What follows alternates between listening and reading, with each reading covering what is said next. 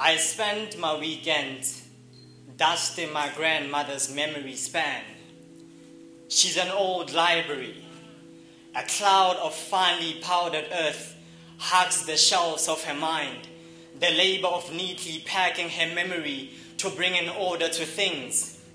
But as aging goes, her mind is beginning to feel like quicksand. My inquiries always sit at the back of her cranium, sinking, trying to catch their last breath. It's like I'm studying the interior of an ant's nest in search of my ancestors. And her knowing that slavery was justified as God's plan, that we are descendants of Ham. Our dialogues quickly turn into a monologue. Her responses are always a red sea of tears, so empathy drowns when she speaks, reminding me that every strand of my hair is a black candlewick that holds unseen flames of my ancestry. The sound of my footsteps are addiction known by their tongues, but the potholes on her memory lane makes knowing my past a daunting task. History's liberal scales never tipped in her favor, but left us tending our garden of scars. Nothing grows here. Dry spells and ripple effect habituates the classroom. Bloodlines are creased. The priest keeps telling me to count my blessing, but everything falls into deaf ears. I'm trying to connect the dots like cursive writing. Race is the big elephant in the room. And it always feels like I'm drowning in my own gene pool. I now understand why storms are named after people.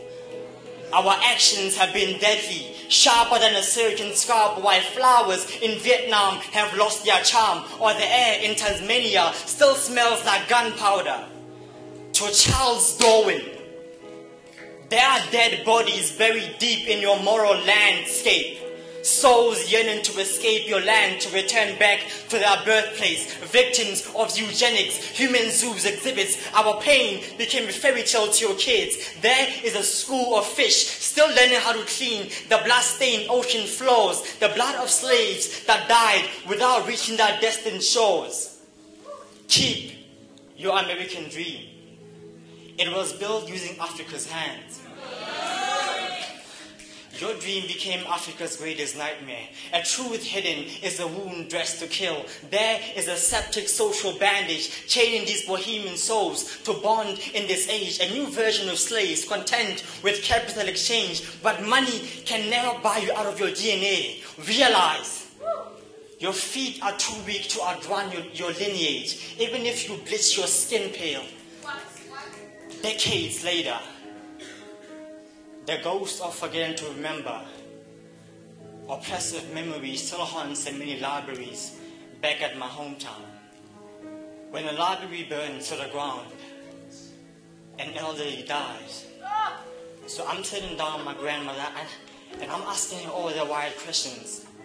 Because currently, my people are going through what I call a social delirium tremens. Because our story is a story of continuing to mend these social scars. Thank you.